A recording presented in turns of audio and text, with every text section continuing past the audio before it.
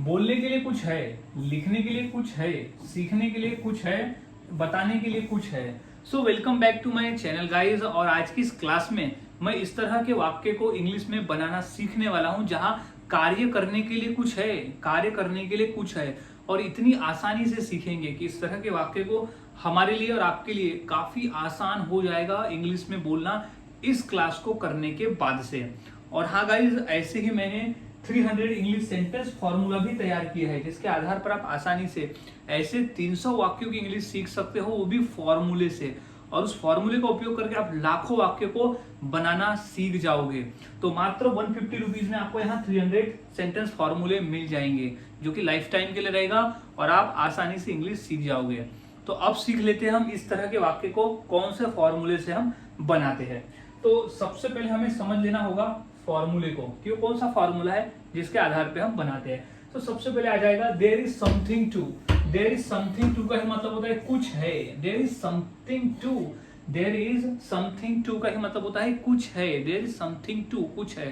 तो इंग्लिश के वाक्य में there is something to common रहेगा, हर इंग्लिश के वाक्य में कॉमन रहेगा, और हिंदी में कॉमन रहेगा कुछ है। उसी का मतलब होता है देयर इज समथिंग टू।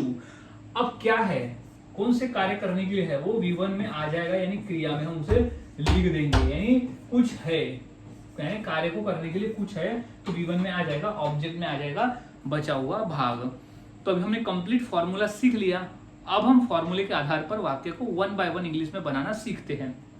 तो सबसे पहला वाक्य है बोलने के लिए कुछ है। बोलने के लिए कुछ है, तो फॉर्मूला क्या कहता है, सबसे पहले हमें लगाना है देयर इज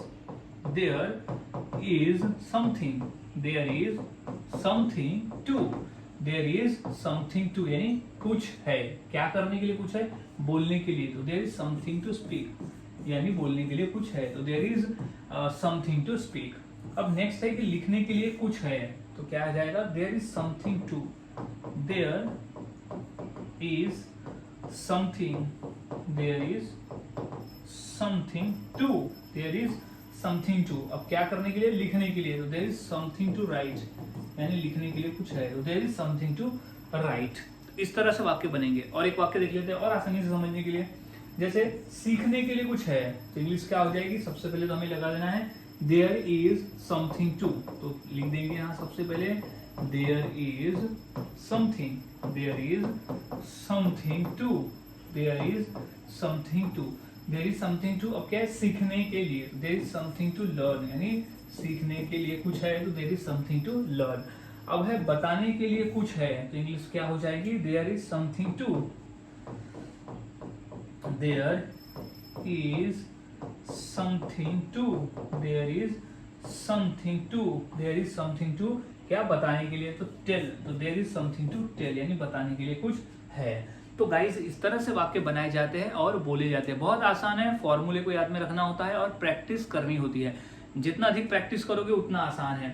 अब नेक्स्ट वाक्य देख लेते हैं। और पढ़ने के लिए कुछ है, तो क्या आ जाएगा, सबसे पहले देयर इज समथिंग टू, तो there is something to, there is something to, there is something to, यानी कुछ है। अब क्या करने के लिए कुछ है, पढ़ने के लिए, तो क्रिया क्या है हमारा, पढ़ना, तो हो जाएगा read, there is something to read, पढ़ने के लिए कुछ है। अब नेक्स्ट है खाने के लिए कुछ है।